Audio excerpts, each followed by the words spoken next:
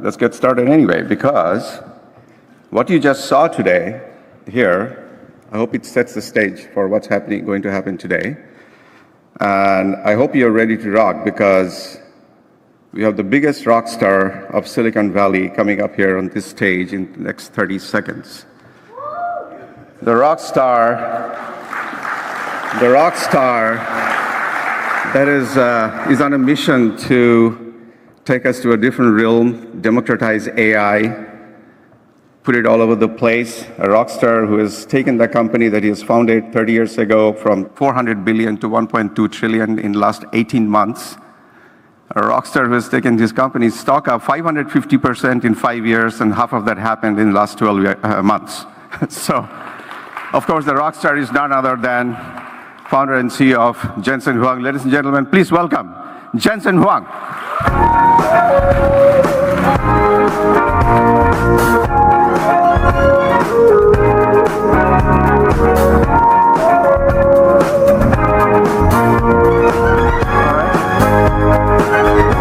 Namaste. Folks, namaste. There you go. Jensen, yeah, that's you. Yeah, please. Am I here? Yeah. Okay. Jensen, I have to do this not just on behalf of IIT Bay Area Alumni Association, and on behalf of the entire IIT community. Thank you. Thank you. For being here on a Saturday morning, in spite of your crazy, busy schedule. And I know that for sure. I've been working with your awesome team for the last 5 months to make this happen. Woo, it's happening. And thank you. Well, I think, folks, that speaks about who our rockstar is. So, I don't want to waste any time, because there is a reason we got him here. There's a lot to unpack and unplug. But here's where it gets interesting. Like any rock star, Jensen is traveling today with his band, rock band. And there's something special about this rock band. It's not only the band members he has handpicked, they're all from IIT. Yeah. There must be a reason Jensen did that. I'm not sure whether it's because he didn't go to IIT, but we'll figure that out. So without wasting any more time, let me call up the band. They're going to be in conversation with Jensen to unpack and unplug him. So let me first call up Rajagopalan, Vice President of Go-to-Market and Operations. I've been working with Raj to construct this session. Raj, looking forward to a great session. Raj. Morning, Jensen. Next up, Vivek Singh, Vice President of Advanced Technology Group at NVIDIA. Vivek is from IIT Delhi, right? Raj is from IIT Bombay. And last but not the least, Samir Halapete. Sorry. Nice meeting you, Samir. Samir is from IIT Bombay too. Okay. I raised Samir. Okay. I'm going to get out of here. Raj, Jensen, Vivek, Samir, the stage is yours. We are looking forward to it. Thank you. Thank you. We need to work on that. Yeah, we need to work on that. One IIT. Okay, let's get this started. Jensen, I'd like to start by saying congratulations. There has not been a person, and I'm not saying by my knowledge, I'm just saying there's not been a human being who has started their small startup company under such humble surroundings in a Denny's, and then for 30 years been CEO of that, and led it through huge amounts of stress, lots of ups, lots of downs, and day in, day out, toiled at some things that you believed in. And today, your company is worth $1 trillion. Only 6 companies are in that rarefied league. And you did this by making a lot of strong, bold bets. 2 of the most well-known bets are on accelerated computing and AI. And you bet on this a dozen years ago, when people could barely spell AI or accelerated computing. And today, you saw the potential at that time, and you steadfastly kept investing in this. Today, everybody sees the potential. With this kind of a track record, the audience here, what we want most to hear from you is, where do you see the future going? Where is this technology going to evolve to? How is it going to impact our lives? How is it going to impact the GDP and the companies that make up the global economy? What is the next wave of innovation going to look like? How should we prepare ourselves to capitalize on it? Your thoughts, Jensen? Well, this sounds like it's going to be a one-question interview.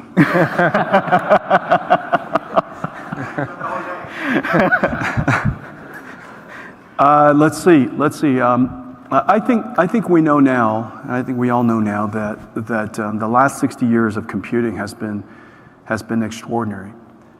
We utilized a form of computing that was introduced in 1964, the year after I was born, by IBM, called the IBM System 360. And I don't know how many of you have read the manuals of the System 360. I have, and yep, and I hope none in the room actually wrote it, but it covered some really important concept: central processing unit, I/O subsystem, DMA, virtual memory, multitasking, scalable architecture, backwards compatibility. What else is left? I think we described all of the computer industry in the last 60 years. And this general purpose way of doing software recognized that the cost of computing is in software, not in the hardware. And it's sensible because you use a computer for a very long time. And so the body of software that accumulates over that computer architecture grows over time, and that body of work can't be wasted. That recognition was profound, and it changed the computer industry. Almost everybody who made an impact in the computer industry really recognized the System 360's teachings, if you will, as the governing dynamics of the computer industry. Well, that way of scaling computing lasted 60 years. However, general purpose computing, as the world continued to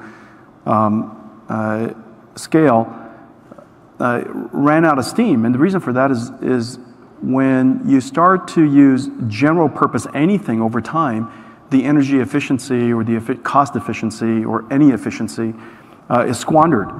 And we got to a point where now the capacity of computing, the demands on computing are so great that general purpose computing ways are really quite expensive to use going forward, particularly for energy efficiency reasons. And so we've been working on a new class of computing, a new form of computing called accelerated computing. And it, in a lot of ways, we're the only parallel computing architecture that ever survived. And the reason why we're the only parallel computing architecture that ever survived is because we obeyed Amdahl's law. Almost all of the other forms of parallel computing disobeyed Amdahl's law. I mean, I almost looked at Amdahl's law, looked at it in its face and say, we're going to overcome Amdahl's law. And it on first principles doesn't make any sense. Amdahl's law is a good law. And we were sensible about it, and we added a parallel computing processor, an accelerator next to the CPU, next to general purpose computing. And we offloaded and accelerated the workloads that were particularly good for our domain. And we worked at it for a very long time. There was a lot of reasons why parallel computing shouldn't survive, and we can go into it, but at this point, I think it's fairly clear that in order for us to continue to expand computing into the type of workloads we're interested in, general purpose computing will have to be augmented by accelerated computing. And we now have about $1 trillion worth of computing in the world, maybe $1.5 trillion worth of computing installed over the course of the next decade or so, probably less than that. Most S-curves, once an S-curve gets going, it takes a little bit less than a decade or so. In the next 10 years, I'm fairly certain that every computer in the world will be accelerated, every data center will be accelerated, all of the infrastructure software will be accelerated. Everything will continue to be software programmable and software defined, but accelerated computing will pretty much take over the vast majority of computing. Now, the question you asked about where is computing going, and AI has to do with several things. Maybe the way to answer that is to think about computing in the three layers. How would computers be designed? And I just mentioned that, accelerated, it would be accelerated for sure. The second is how would software be created and what would software be able to do? We know now that we've defined a new type of software, which is almost, if there are any hardware designers in the room, it's almost developing software the way that hardware is developed, the way chips are developed, in a structured sort of way. Deep learning, as you know, is using data to train a function, and this function is a universal function approximator because it could be stacked up in layers, and each one of the layers could be trained individually because of these activation functions that separates each one of the layers from another layer. You could build software as tall as you wanted to build it, and because you could build software as tall as you like and as wide as you like, the dimensionality of the function you would like to approximate could be as great as you like. And so that observation about 13 years ago led us to believe that we've discovered a universal function approximator. The universal function approximator then says, wherever you have data, you could create a function approximator that can predict the future. And what can you apply this for? And so now you have this universal function approximator. You know that we've largely tackled computer vision. We've largely tackled speech recognition. We've largely tackled time sequence approximation and prediction. We've largely tackled many of the things that you guys know that we're able to solve today, and to the point where we've largely tackled natural language understanding.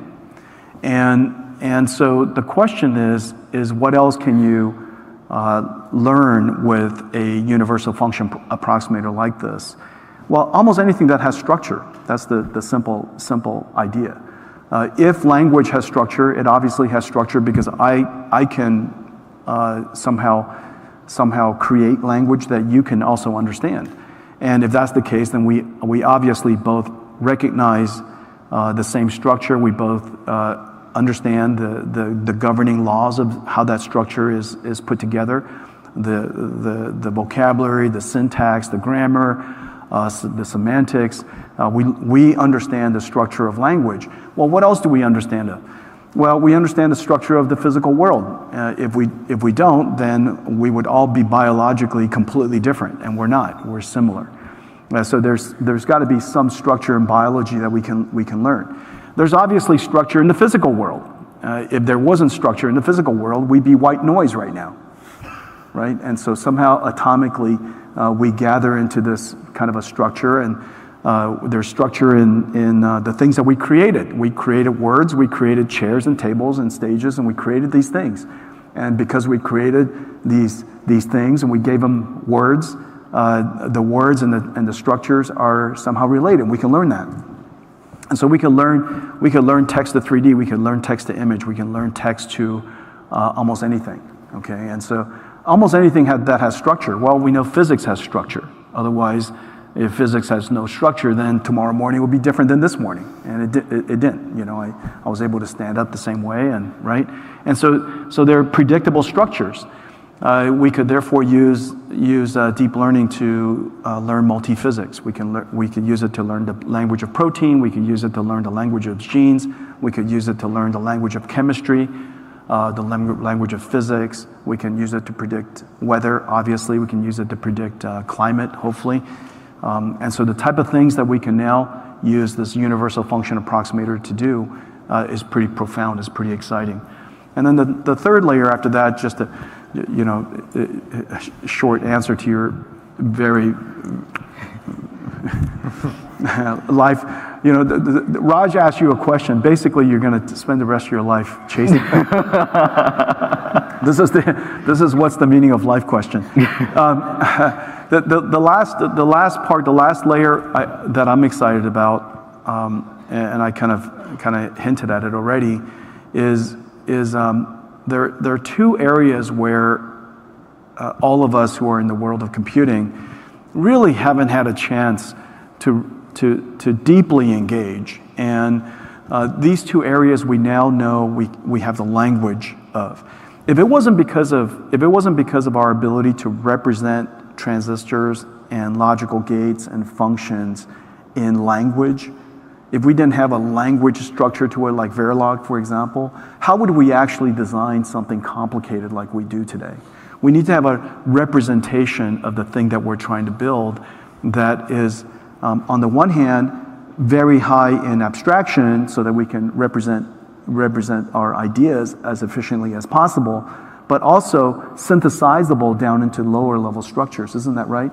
The revolution of high level design 40 years ago, and I was lucky to have been the first generation of engineers that was able to engage high level design and logic synthesis and using computer-aided design to revolutionize how we design electronics.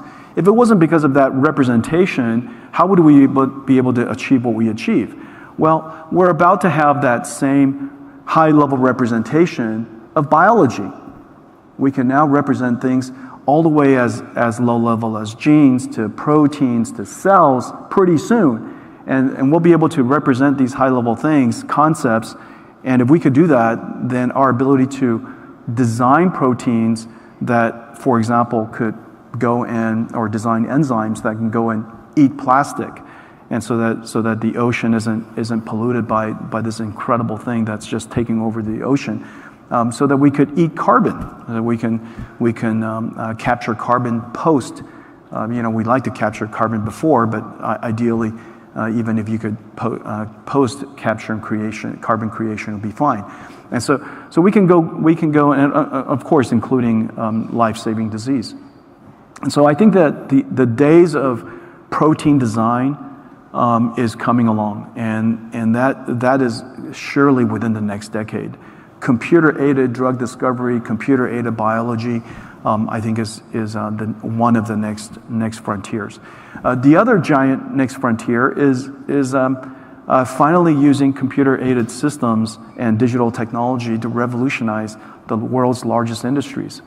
We generate the reason why the electronics industry is moving so fast, and we design such amazing things today, is because of efficiency. We don't waste time, we don't waste ideas, we don't waste transistors, we don't waste power, we don't waste anything. We focus on saving all of those things. Well, you can't be efficient in those ways without tools. If not for the work that you guys do, how would we possibly be able to drive energy efficiency to the levels that we do? Isn't that right? Now, just apply that same logic to construction. Are buildings over-designed? Basically, buildings are either under-designed or they're over-designed. But there are no buildings that are efficiently designed. And the reason for that is it can't simulate anything. There are no factories that are properly designed. And there are no plants, chemical plants, that are efficiently designed. Everything is either over-designed or under-designed. You can tell when they're under-designed whenever there's some extreme weather event, an entire city gets demolished. They're under-designed. When they're over-designed, we end up with concrete jungles that fine, they're safe, but unfortunately consumes too much concrete. And you guys know that concrete consumes a lot of, generates a lot of carbon. And so there's an entire industry, trillions and trillions of dollars of industry, the world's largest industries, and it's what's called heavy industries that are completely under-captured with underutilizing digital technology.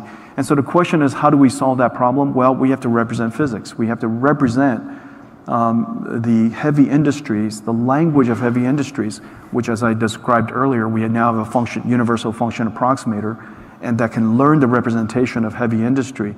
Once we can learn heavy industries representation, we will describe it as we describe it with Verilog. There will be words, there will be ways that we represent heavy industry, which is physically based. There will be ways we represent biology, which was, obviously biology based.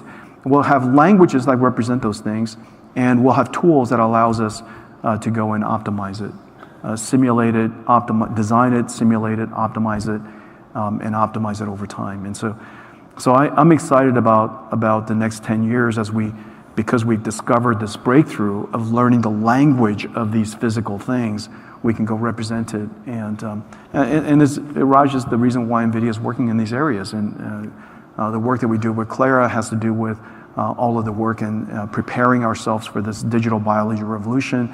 All of the work that we're doing with Omniverse is to create that digital bridge between the physically based worlds and the digital based worlds. So that's it. 10-minute answer to your.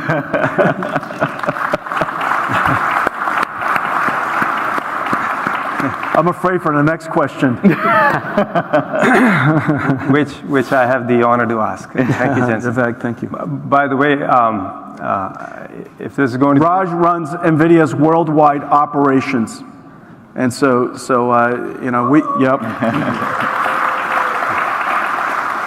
Field operations, when we take all of our ideas to market, is obviously the go-to-market for our company is quite unique, and it was really invented at NVIDIA, and the operations of it is really complicated, and so Raj and his team orchestrates all that. Really amazing work. Yes, I'm going to ask the next question. But by the way, I'm glad this is being recorded because I'm going to have to listen to the last answer a couple of times to make sure I understand half of it, as is often the case with me. I'm a little slow. But my question, Jensen, is that you've taken on some really hard problems in computing. And you've set goals that can seem quite audacious, at least in the beginning. So how do you select these problems, and how do you steer the team through the inevitable technological challenges that these problems will pose?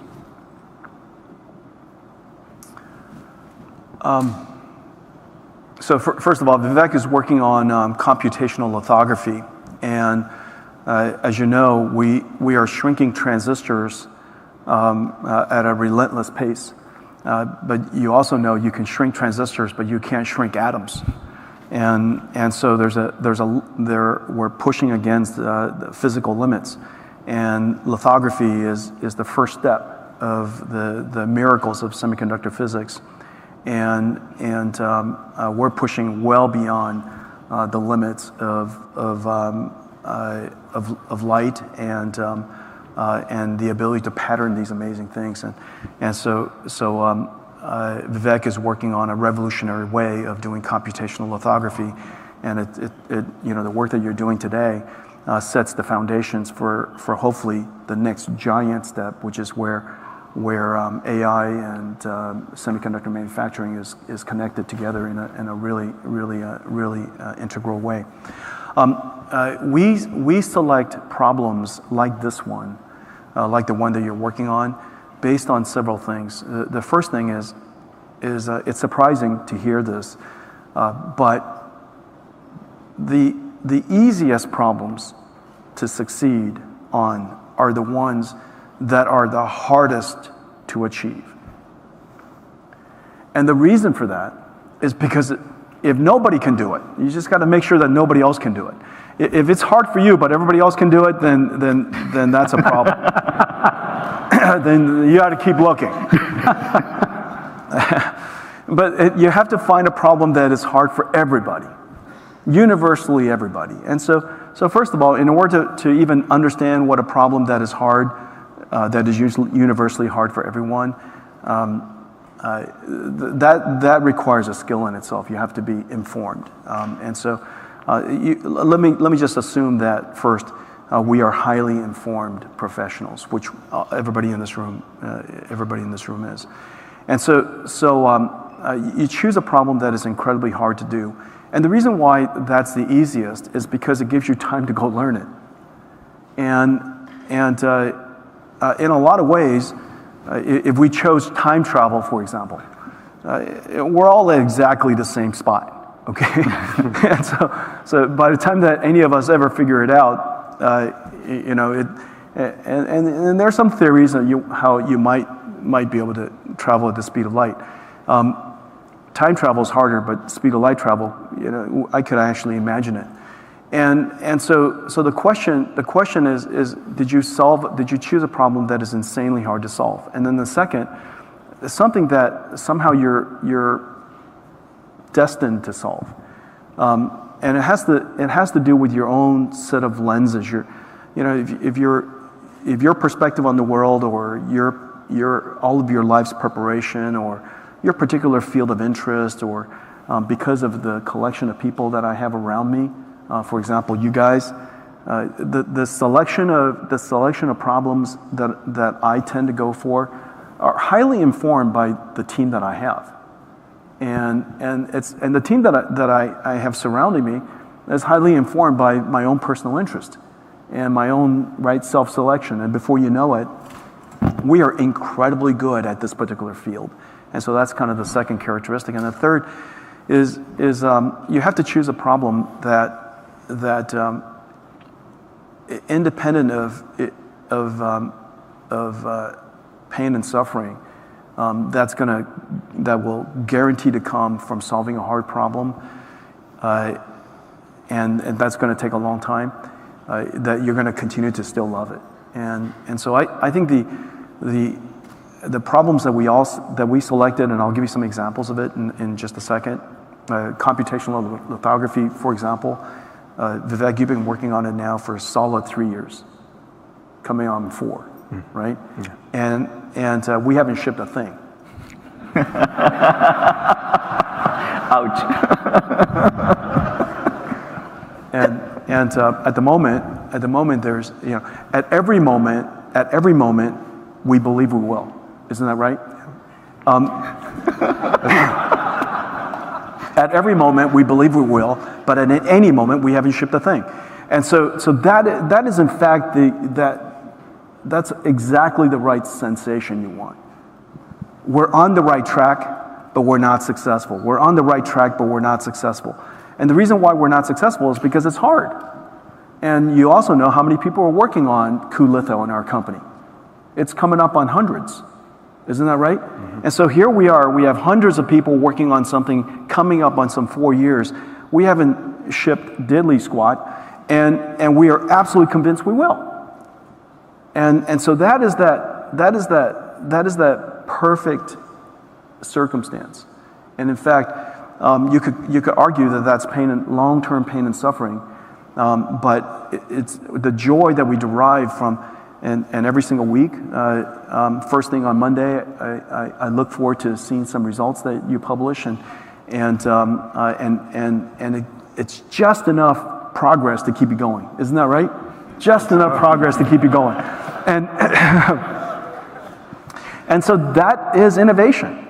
You have this long-term dream that you believe you can make a huge difference. Every single week, you're making some progress. There's always some setback. But you believe it, you still believe in it, and so I think that these three conditions is how we choose. What are some of the problems that we chose? It turns out the single best strategic decision we made was in 1993. 1993, we realized we wanted to do two things. We wanted to accelerate computing, and most people don't remember this anymore, but people talk about this new computing framework that we've created called CUDA, C-U-D-A, But the C part of it, we added about 20 years ago. The UDA was Samir, when you joined, we already had UDA. It was 1993, 1994. We invented a new way of accelerating I/O, which is where accelerated computing is attached as a form of I/O. A virtualized accelerated I/O subsystem was invented in 1993, 1994. And we stuck with it this whole time because we believe that someday this form of computing will be essential, because either we can solve problems that general purpose computing can't solve, so for example computer graphics, or eventually general purpose computing will be too inefficient. It will run out of steam, and we believe that. We've believed that for 30 years. General purpose anything will run out of steam. General purpose car, general purpose plane, general purpose boat. Why would we have a general purpose everything? Over time, when the market matures and the demand for something becomes ubiquitous, you're going to have specialization. We have specialized everything. You know, we have specialized television, we have specialized bicycles, we have specialized everything. And so why wouldn't we have specialized computing? And so we believe that general purpose is not the right answer long term. It's the perfect answer short term. And so we've believed this now for that entire time. The first thing that we chose, we said, what problem can we choose that is simultaneously insanely hard to solve, meaning it should be a sustainable problem. The more we solve it, the bigger the market. The bigger the market, the more R&D we can create. The greater the R&D, we can solve even larger markets.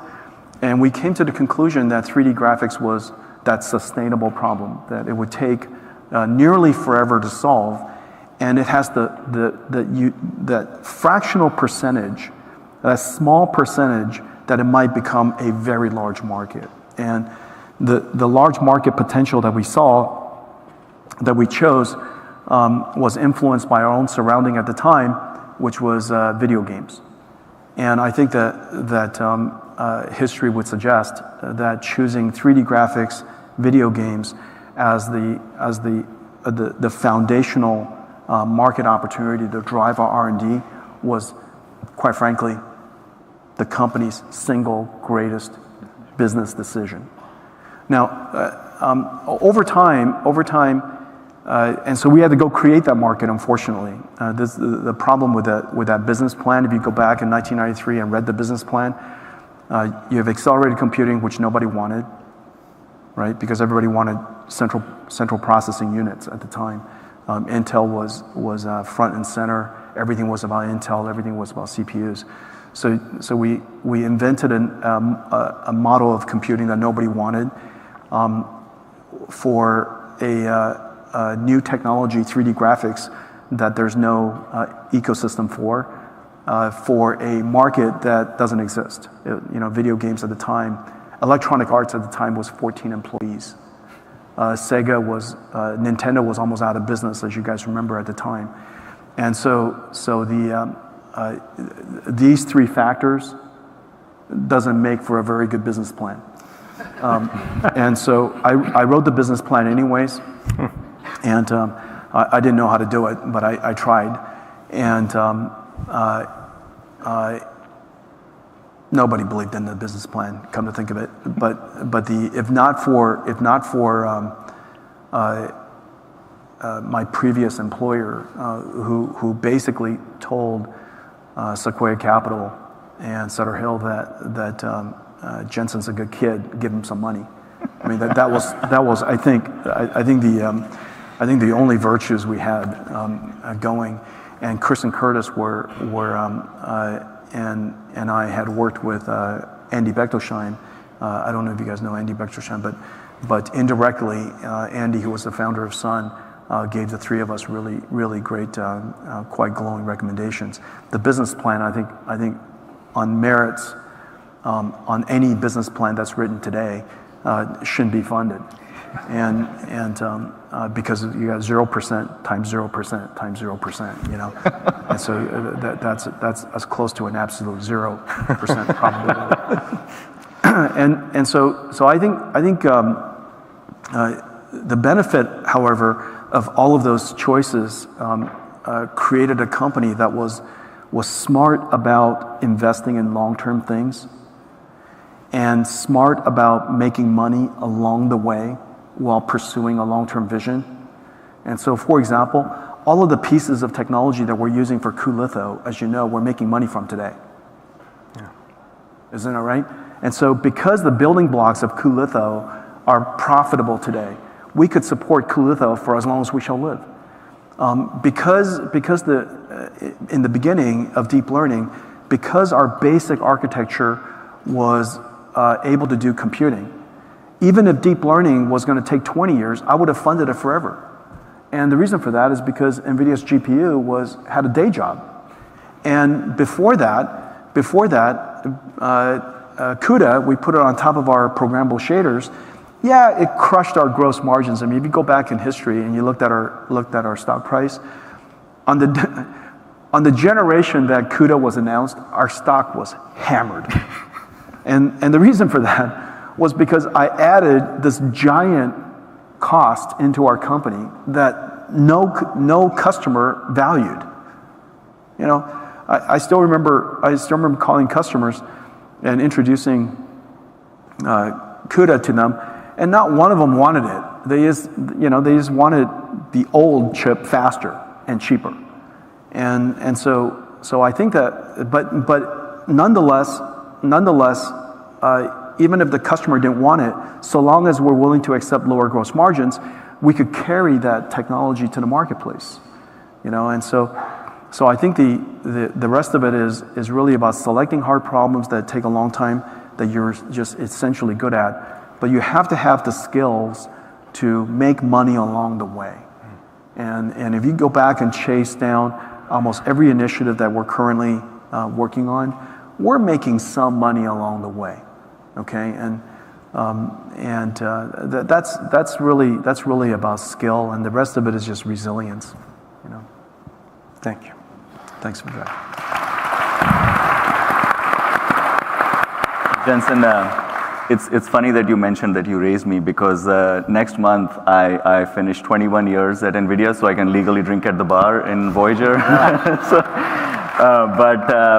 Over those 21 years, I've seen you make a lot of gutsy calls. And touching upon a little bit of what you said, the one that really stands out is in the second half of the 2000s, when the economy wasn't doing great, and you were under a lot of pressure from investors to just focus on the gaming business. You know, why are you shipping millions of dollars of silicon to customers that just don't care for it, right? Mm-hmm. And yet, you showed 100% conviction in continuing to invest both in operating expenses, in the R&D, as well as in saying, I have to say, I myself was conflicted during those years about, does this make sense? Because, we had a pretty competitive gaming business at that time where, we weren't like just rolling through with our GPUs. And so on the one side, we were under pressure to make sure that, our GPUs for gaming were efficient, but on the other side, you wanted to continue to invest. So just take us back to that time and help us understand what was going through your mind as you were trying to push back against this demand to just focus on shareholder value and so on. At all times, we're driven by aspiration and desperation. and let me give you that particular example, and I'll give you one more example. Let me give you one example before it. So there are three things that we did that profoundly changed how computation is done. Okay, so of course, let me just ignore the first one that I already mentioned, the 0th one, which was really about accelerated computing, that's 1993. 25 years ago, we invented the programmable shader. And the idea there was that every single pixel would become a program. Because prior to that, every single pixel was just a texture lookup, just a color lookup. We would add a program to it so that the program could reference something else. So before you know it, the pixel could be shiny, bumpy, all kinds of things like that. Okay, all kinds of interesting programs could be written on top. That first inspiration is about the fact that computer graphics, if it was going to be long-term sustainable, can't all look like a military flight simulator. And so it has to be artistic. There has to be some way of telling a story so that you have all these different styles of video games. That was a giant breakthrough, programmable shaders. The second was general purpose computation. And the inspiration there was, if the world was only beautiful, but it was static, how would that possibly make for an interesting world? And if we didn't bring physics into the world, if we didn't bring physics processing into the world, we have waves and smoke and fire and be able to simulate physics. We would just have a whole bunch of static looking images. And so I'm giving you the desperation view that our world, our computer graphics world would run out of steam. And then recently, as you know, we introduced ray tracing, a new type of computer graphics that is inspired by physically based laws. Basically, instead of computer graphics, is now light simulation. The type of computer graphics the type of imagery we can generate is much, much more beautiful, much more subtle. And unfortunately, the computation is insanely hard. Well, we came to the conclusion we have to do that because otherwise the amount of artists that it would take to make beautiful graphics was going to keep on scaling exponentially, and we would collapse under the own weight of our industry. Each one of these decisions, I described it in desperation mode. If we don't do this, in 10 years we'll be out of business. And you have to convince yourself of that. Otherwise you won't innovate. Does that make sense? And so I just gave you the backwards view, the backwards way of explaining how do we motivate ourselves to do it by convincing yourself you will die. and by convincing yourself you will perish. And it's not hard to do that if you've been in the industry long enough. And the reason for that is because you just have to tell other stories of other industries, or you just have to experience your own life experience in your own industry that because we didn't innovate, because they didn't innovate, they perished. Okay? And so we have to go and create that condition if we don't change the entire paradigm of how we do things. Literally put ourselves out of business. Notice ray tracing destroyed programmable shading, rasterization, of which we are, the inventors of. And if we came to the conclusion, if we invented this, it would literally disrupt everything that we've ever done. On the other hand, if somebody did it, it would disrupt everything we've ever done. And so you got to come at it in a whole lot of different ways, and you come to the conclusion you have to innovate. The other way you do it is aspiration, which is, look, this way of computation is not just for computer graphics. Computer graphics is a domain of physics simulation. When you take a step back and you say, computer graphics is that way, I am certain that ray tracing will be the next step of lithography, computational lithography. Our current methods are broadly approximate. However, the ability for us to do ray tracing, so you could deal with, those deep, whatever those words that you use, the layers between metallization is. And the narrowness of trenches. The trenches are so incredibly high. Without ray tracing, it's very difficult for us to figure out exactly how it's going to pattern. And so ray tracing, of course, is a form of physics simulation. Computer graphics is a form of physics simulation. The reason why we could simulate LiDARs today is because we do ray tracing. And there are many other forms of physics that we could do because of ray tracing. So our generalization of what a GPU is, which is a physics simulation engine, was a great breakthrough. It was a great realization to take a step back and say, we really simulate physics. And for Jeff Hinton, who said once that deep learning is really inverse computer graphics. Let me just prove the point. Let me prove the point right now, okay?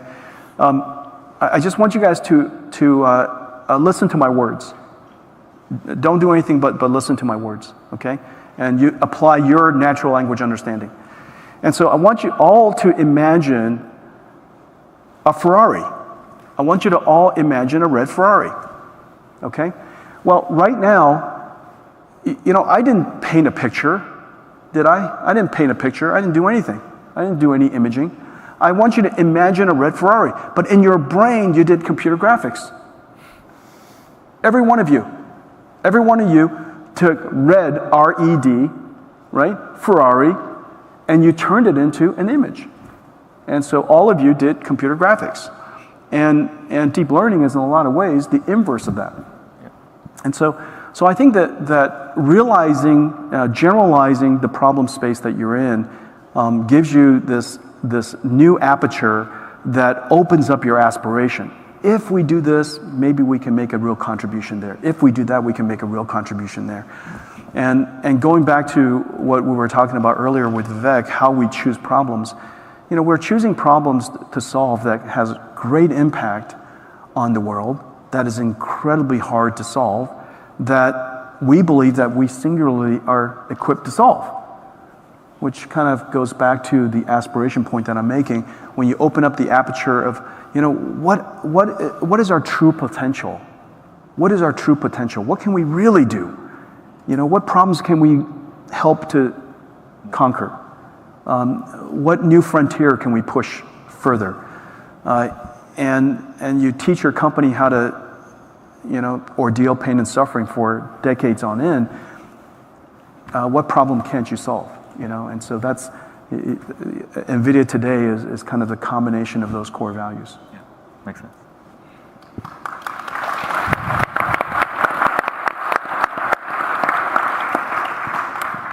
Jensen, we have 10 minutes left, and you've given us a lot of great nuggets already. Would you like to talk to us about some closing thoughts that you would like to leave the audience with? Well, you guys are horrible conversationalists. Well, Samir, I guess. Let me ask you. We've worked on a whole bunch of things together over the last 20 years, and what are the characteristics of our company, and what are the characteristics that you most value that allows you to do the groundbreaking work that you do? Because so you guys know Samir's organization is NVIDIA's VLSI Foundation, and he's the person that gives us courage to go build these incredibly large, incredibly high skyscrapers.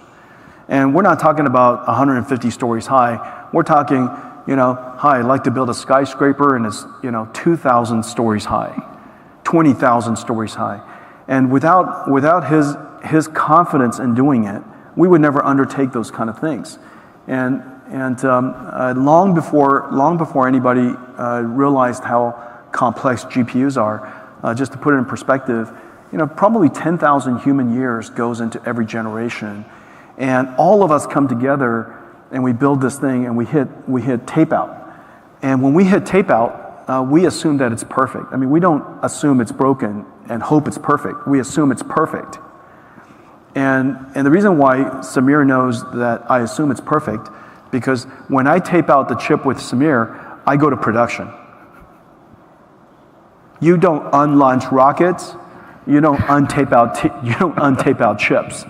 And so when we tape out, we tape out. And so what are the properties and characteristics of our company that allows you to do that, have that confidence? I think you've mentioned it. You've actually framed our company as a learning machine. It's interesting that we are building learning machines, but we ourselves as an organization are a learning machine. And first of all, right, a very, very big part of it is the fact that you were able to go from founding a 3-person startup to running a $1 trillion company. I mean, I think having a steady hand, really, it's underappreciated how important it is, right? I am certain that if it weren't for you being the founder, lasting through the second, like 2007, 8, 9, and continuing investing in what has now become the foundational technology for everything that we do today, would not be possible, right? But you, like I said, even I myself was not sure whether it made sense, to continue to go down that path, because high performance computing was only bringing us in maybe 200, 250 million a quarter, which was not enough to sustain the R&D that it needed. But every single mistake, no matter how small, we just have this unrelenting focus to make sure that we understand why it happened and how we're going to make sure that it's not going to happen again. When you're building 500 billion transistor chips, GPUs, right? I mean, it's not possible to build those if you have a 0.1% probability of failure, right? Because that will guarantee that the chip is going to come back and not work. So your probability of failure needs to be 0.00001%, right? Yeah. And that's really what, every generation, every tape out, even if it is successful, we do, if you go into our after action reviews, you would think this chip was a total failure based on the discussions that go on there, right? Because we just take even near misses, we take very seriously. And so I do think that, and that's just not just VLSI, every single organization in the company, even go to market, after go to market, Raj will do an after action review, what went right, what went wrong. Probably after this event, we'll do one. So I think that's the culture that you established from the very beginning of openness, of intellectual honesty, and that's really why. Yeah, one of the things that you said, so learning, and this is a personal characteristic of mine and also a characteristic of our company. We always remember the learnings. We always forget the pain and suffering. And this is really, really important.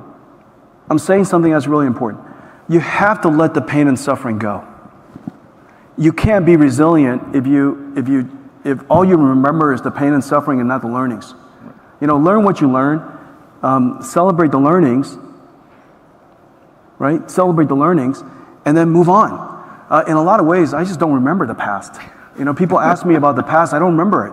And the reason for that is I just remember all the learnings. And so I think that that's a really important skill. The other characteristic that you reminded me of is the kind of a joy in confronting pain and suffering. I don't know. It must be the feeling that marathoners go through. But we really, I think there's I used to use this phrase. I use it less now, and I used to say this almost every single day. Is the entertainment value?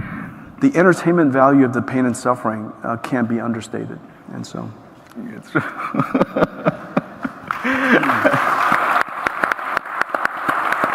And Vivek, you're the newest on this team, and you're working on a really extraordinary thing. One of the challenges that you have is you were a new employee and you were assigned a new problem. Our company is not in the semiconductor manufacturing business, and Kulitho is spot on, right in the center of the semiconductor manufacturing process. And how was it, on the one hand, bringing this capability into our company, working on this new endeavor on the one hand, and on the other hand, tapping into the tapestry of resources in the company that harness all of these expertise to come together to solve this problem in a way that nobody's ever solved before?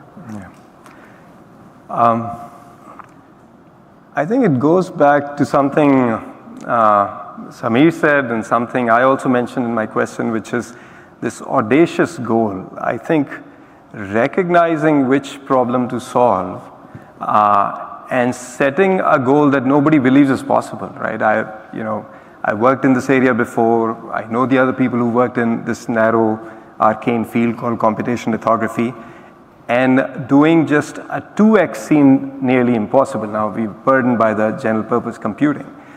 But for you frankly, as I think I've said to you, 2x was hard. For Jensen to say that we'll do an order of magnitude 10x was just, we didn't know how to even come close. But somehow believing that it is possible, I think, is a very big deal. I think believing that something can be done is very, very important, and that was sort of, frankly, all Jensen. I've worked at other places, and I know what the alternatives can be like, and to have a leader who's sort of technically that engaged. I mean, on Saturday morning, I would get papers on inverse lithography from Jensen. I said, wow, I mean, that's just unheard of, right? Ask me more later on about all the technical details Jensen has injected. The other thing is this very flat organization that has been created allows you to draw in from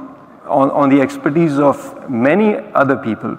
Places where I worked on before, there's a lot of talk of transparency and fluidity and no boundaries, but in practice, I haven't quite seen it like I've seen it at NVIDIA. And so that combination, I think I said three things. A leader who can recognize the problems of the future, a leader who has the appetite for all the technical complexity of that problem, and then an organization which basically is truly boundaryless in spite of lip service having been paid to that term, at I think several other companies. Yeah, first of all, Vivek, the organization was, a company's organization is the machinery that allows it to do its work. And I find that a lot of companies are organized exactly the same way, even though they do very different things. You know, the way that you organize a fried chicken restaurant and the way you organize a chicken biryani restaurant probably ought to be different. And the reason for that is you're making different things. And if you're building GPUs, it ought to be different. If you're building chips versus what NVIDIA does, which is building a computing stack, it ought to be different. And so I think the architecture of our company is designed to do that. The other thing is our company's architecture is designed to empower leaders. And therefore, it makes some sense that at the highest level of the company, or the lowest level, however you want to think about it, the number of direct reports to me should be the highest. And the reason for that is you're the most senior. And you don't need as much career advice, you don't need as much hand-holding. The tapering of organizations really strikes me wrong almost at the very top, or at the very bottom, however you want to think about the organization. And then the second thing I would say is that my greatest gift is actually being surrounded by amazing people like yourself. And all of you are teaching me about your domain of expertise. And as you know, I'm a generous learner, and so I try to learn as much from you guys as possible in order to form the intuition about what's possible. I have some background, and all of you have your background, and together we figure out intuitively what are the first principles, what are the governing dynamics, and what is, if you will, the speed of light of what's achievable. And that I think is how we set goals in the company, instead of letting some external random third party decide how we ought to do. We ought to decide on first principles how we should achieve. Yeah. Okay. Well, I exhausted my time.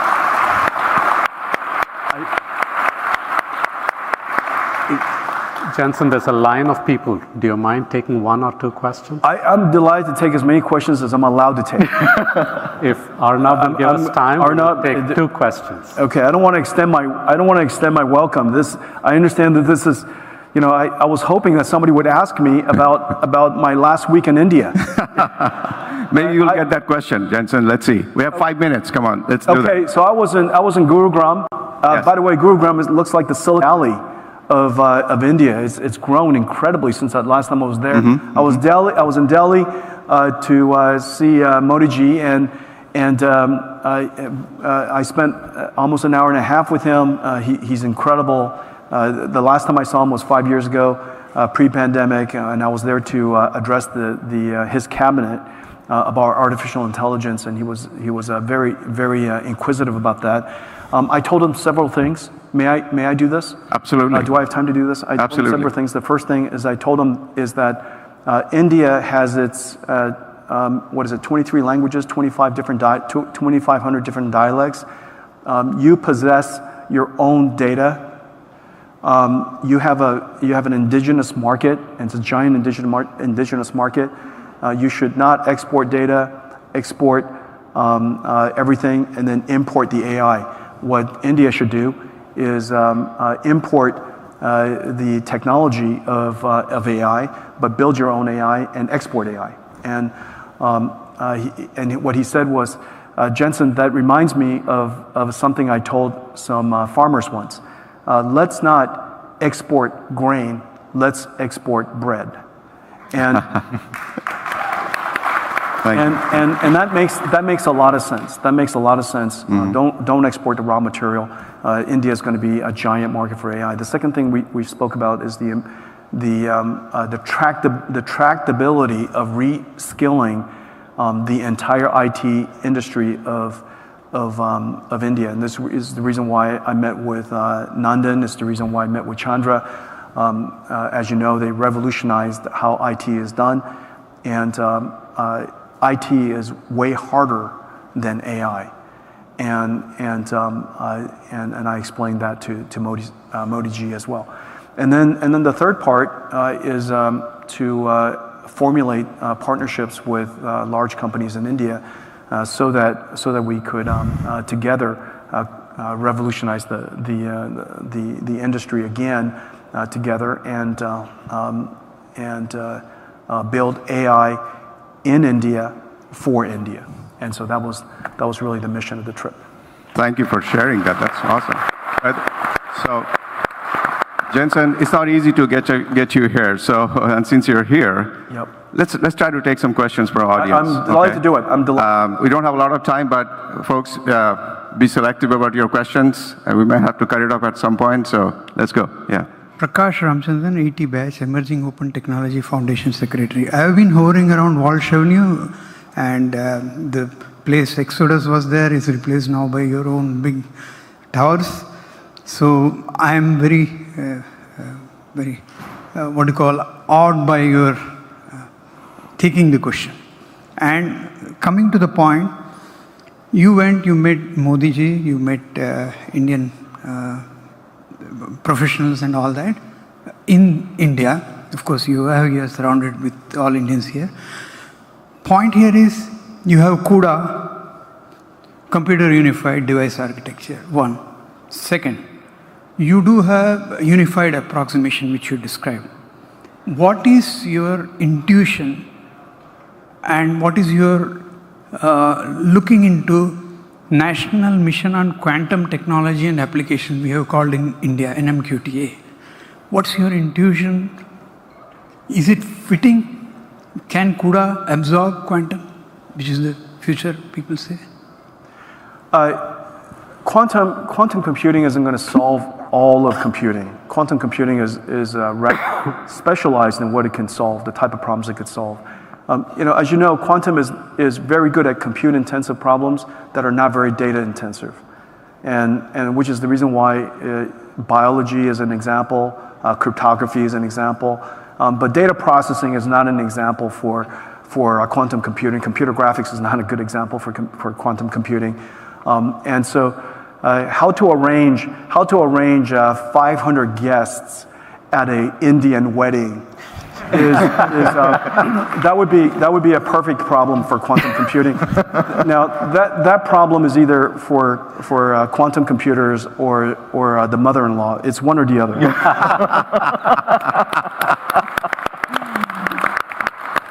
And so the future of computing will likely have a quantum accelerator for the few problems that quantum is going to be quite specialized in. But even then, it's going to take a couple of decades for us to get there. But in the meantime, we use CUDA, and you probably know about cuQuantum and CUDA Quantum. where we're working with the quantum industry to architect classical quantum systems. And in order to design the fastest computer in the future, you have to have the fastest computer today. And CUDA GPUs is the fastest way to do that. Thank you. So extending on two sides, one on the communication. Let's have one question, please. Yeah. Thank you. Thank you. Hello, my name is Sanjeev Bode. I work for Infosys, and thank you for meeting Nandan. He has always been talking about you ever since. Yeah, he's in. In fact, I think apart from Bollywood stars, you are the one who managed to wear a jacket, a leather jacket in Indian humid conditions. I don't know how you manage that. In fact, I was in Italy just 2 days ago watching Da Vinci, and Jim Cramer, my guru, talks about you as a Da Vinci. So it's a pleasure really to see you in flesh and blood here. Can I have the question, please? Yes. Bharat, you've been there. Arnab, I was really enjoying that. You know, we are getting into this flow. We may kidding. never get out of this. I'm just kidding. I'm just kidding. You might be stuck here for a whole day. I don't want to do that either. I'm glad to be here. Great. Thank you. The question, so I'm a social media influencer, and ever since Nandan spoke about your interactions with him, there was a lot of questions about saying, well, NVIDIA and companies like you, AI is out there to take my job. What is the message you would like to give, not only to India or Bharat, but to the rest of the world? There is a whole section which is drinking from the Kool-Aid saying AI is going to destroy the future, which might not be true, but what is your take? I would like to hear that. AI will definitely reshape the future of work. There's no question about it. I'm going to use a lot of AI. Samir already uses a ton of AI. And Vivek uses AI. All of us are going to use AI. And none of us are afraid at all that we're going to lose our job to the AI. We're all afraid that we're going to lose our job to somebody who uses AI, and we don't. And so that's really the answer. I think the first thing to realize is you're not going to lose your job to AI, you're going to lose your job to somebody who uses AI. The second thing is we're all going to be augmented by AI. The future chips that Samir builds will be impossible without AI. In fact, the current chips we build are impossible without AI. We just don't talk about it, but AI is all over our company, and we can't do our jobs without it. And we're not going to be unique. Everybody's going to be the same way. It's going to augment and turbocharge the work that we do. Now, ultimately, the question is it good? Is it good for the world, for industries to be more productive? Now, I just asked a very sensible question. And people usually go all the way to the limit. If the industry is infinitely productive, meaning no humans are necessary, then we're all going to lose our jobs, and we'll just be like Star Trek, wandering around the universe. However, so long as we realize we're not going to be infinitely productive, but we're just going to be more productive, then more productivity helps every industry. I don't know one industry who says, guess what? You know what? We just want less productivity. I think we're just going way too fast, and we're doing things way too well. Now, I would say that there are some industries where productivity may not be helpful. For example, raising a child or nurturing a child or something. I could imagine that productivity is not helpful. Enjoying your garden, because you want to use your own hands. Maybe having a robot do it on your behalf is not what you're looking for. Now, I can imagine a lot of things like that, but most industries are looking for more productivity, more safety, more repeatability, more certainty, more everything. Okay. Two more questions, please. That's it. Jason, thanks for being here. My name is Divya Kumar. I've been in semi-industry for almost 14 years. First as a design engineer, and now as a product manager. I'm with Qualcomm now. I have two questions. I'll stick with one. You made semi-industry, for the lack of a better word, sexy. And especially since the movement from predictive AI to generative AI, all the hyperscalers now are changing to GPUs. Do you think that this is a PC era type of situation where it'll be first hardware and then software that'll dominate? Or is there a more sustainable story for the hardware? Yeah, appreciate the question. VCs tell me that we were singularly responsible for them investing in chip companies again. I think that that's an overstatement, but I would say that AI is a seriously groundbreaking thing. And the reason for that is several reasons. One, the type of applications that we can now go and solve and go do are unimaginable in the past, the things that we were talking about earlier. But at the foundational level, the computing stack has changed. The simple logic is this: we used to program our computer with either programming languages like C++ and Python, or domain-specific programming languages like SQL, or for example, CUDA is a domain-specific programming language. And now we're programming the computer using human language. And that's another way of saying that everybody is going to be a programmer. And this is one of the points I made with Modi ji, that this is an incredibly important moment in time for India. And the reason for that is that the people that were left behind by the last technology divide, that computer science has created a larger technology divide, not reduced it. And the reason for that is the number of people who know how to program C++ is really small compared to the number of population in the world. But the number of people who can chat is basically 100%. And as a result, everybody knows how to program a computer now. And so what does a programming model look like in the future? You're probably starting to hear about these things called LangChain and LangFlow and things like that. Basically, what it is a chaining of AI models to create an application. You figure out, hey, what is an intelligence that I'm looking for here? What kind of problem do I want to solve, and what intelligence do I have that I can go get an AI model? Maybe I chain it with another intelligence model that I know is really good at this, and I chain it with another intelligence model. What am I doing? I'm assembling a team. I'm literally assembling a team of software. I connect them together graphically. I just take your output, connect to that, and the team members know how to communicate with each other. If anybody can communicate with ChatGPT, then any AI model can communicate with another AI model. They'll figure it out. They'll negotiate among themselves and figure out what's the best way to communicate, and they create maybe even their own language. And so this way of assembling software in the future is unimaginable today. Could you imagine that in the future, you don't have to program software, you just assemble AI teams? That's the future. So the programming model of the world has changed, the type of application has changed, and maybe another way of thinking about computing and why it's so profound is for the longest time, the hardware was general purpose, but the software is really brittle. You have this application called Excel. You have another application called Word. You have another, and they're singular applications. Now, all of a sudden, the hardware is specialized. And because the hardware is specialized, it's insanely fast. In the last 10 years, we accelerated deep learning by 1,000,000x, 1,000,000 times. That is so much more than Moore's Law. It's unbelievable. And so now the hardware is incredibly fast, but the software on top of it now can be general. Does that make sense? So the programming abstraction has flipped on its end, and because of that, computer scientists are so incredibly excited about the future of computing. It's opened up a whole bunch of new possibilities. Yep, thank you very much. I had a small Thank you, Jensen. Hold on, no, please.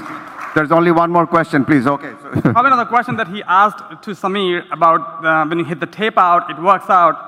I had an offer from NVIDIA 3 years ago. I couldn't join, but only thing I got to know is NVIDIA has every tool at the disposal that it makes it work. So I was told that you have to make the chip work because we provide you every single tool at the disposal. We need a lot of tools to make things work. Yeah, you're absolutely right. Okay, this is the last question, folks, so sorry. Hi, I'm Dhaval Shah, IIT Varanasi. You are such a visionary, of course. So if we are talking to you 3 years or 5 years down the road, or if you were here at this conference, what is the most sophisticated application you can imagine you can share with us would be most sophisticated thing we could do? The two applications that I mentioned right away. And one of them is protein engineering, engineering biology.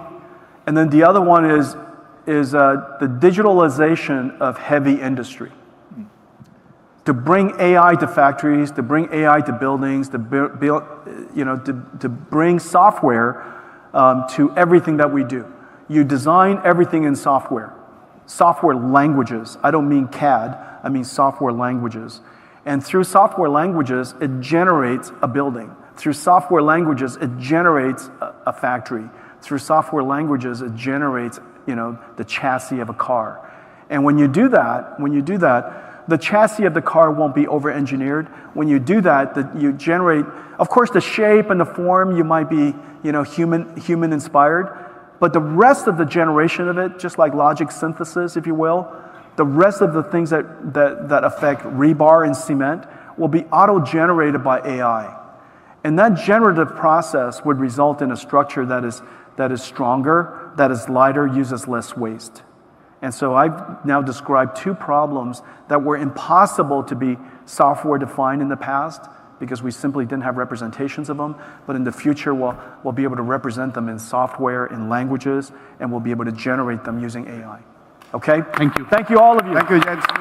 Ladies and gentlemen. Go IIT! Thank you very much, Jensen. Thank you so much, Thank you, Jensen. Samir. Thank you.